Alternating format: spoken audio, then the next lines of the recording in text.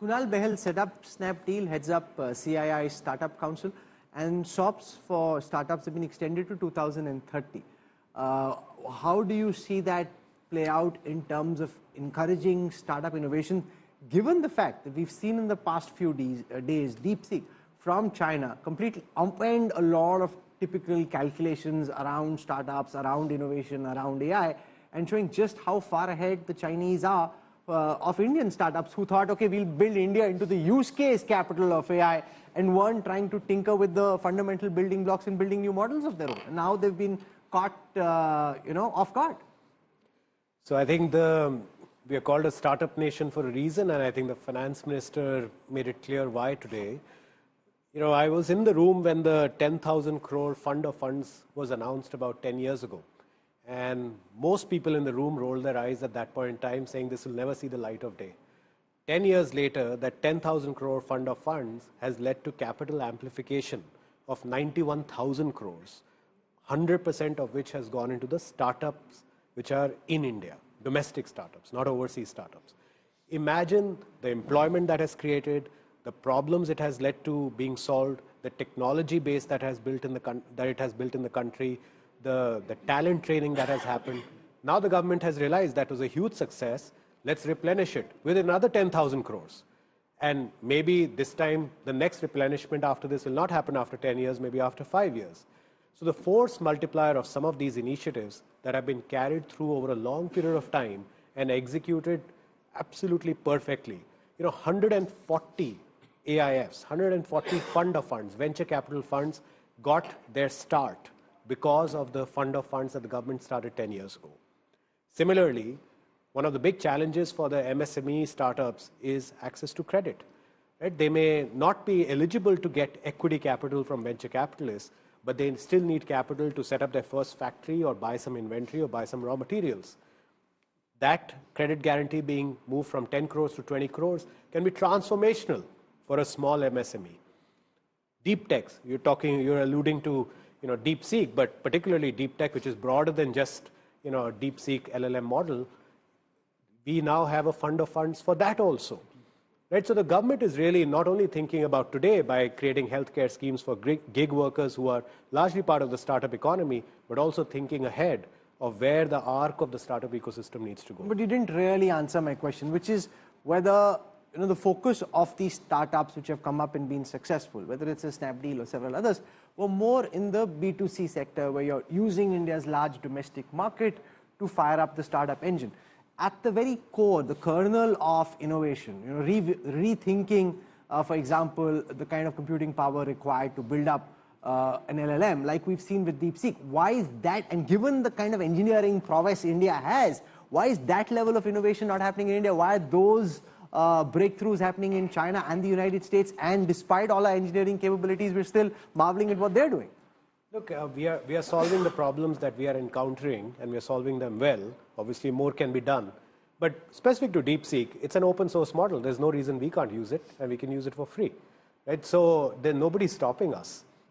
If someone else has done it and given it for free to the rest of the world, let's use it and build on top of it. That, at one level intrigues me, at another level concerns me, Chandrajit Banerjee, that there's a lot that's been built, but largely to tap into the domestic market.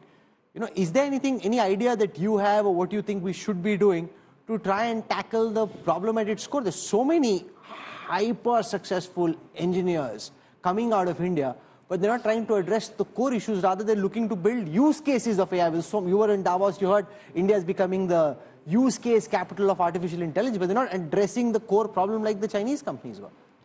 No, actually, if you look at some of the announcements today, what was made in the budget on developing skills which relates to AI, and the centers that we would create on multi-speciality and our centers of excellence on skilling, those are actually addressing the issues of developing the requisite human resources for that. Number two, I dare say that much of it that's happening globally, as you know very well, is actually Indian minds, Indian brains, which are doing that. So third is, like, if we are really looking at how we bring in GCCs and others, and there was a mention of that, into India and attract that human capital into India, I think to add to what Kunal said, it's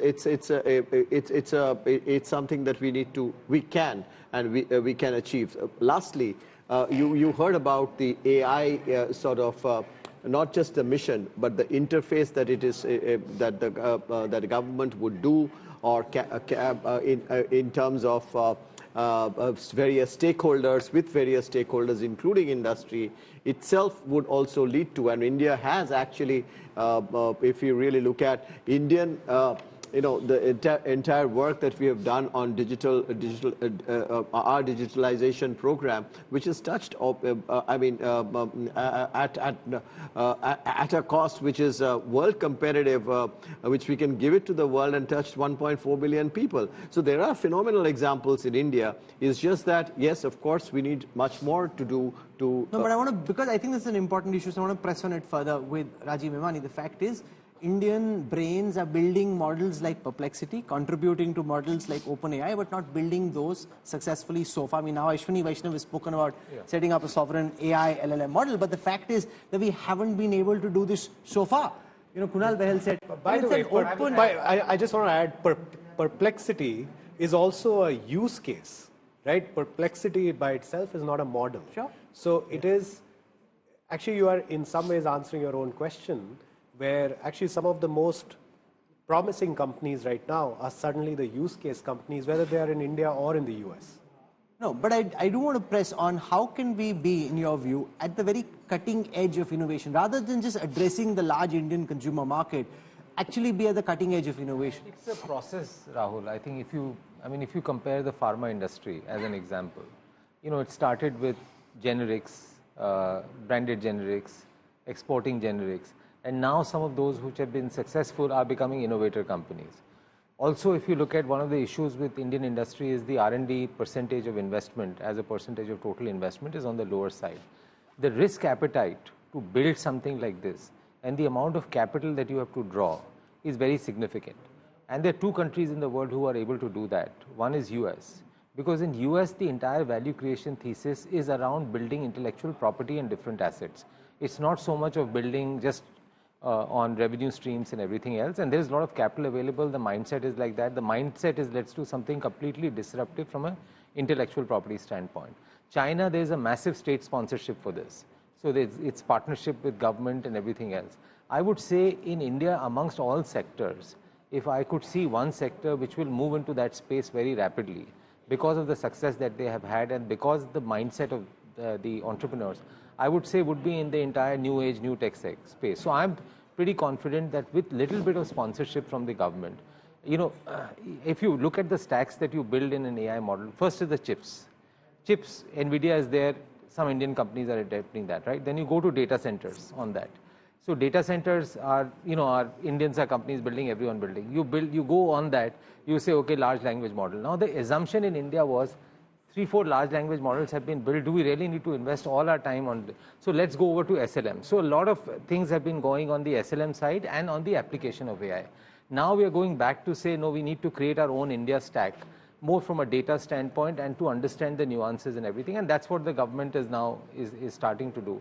And I'm pretty sure that there will be a lot of startup founders who in collaboration with government or who with the government or who on their own, given that the capital raising is now becoming more easier, this will start. No, but we're starting now, Kunal Behel.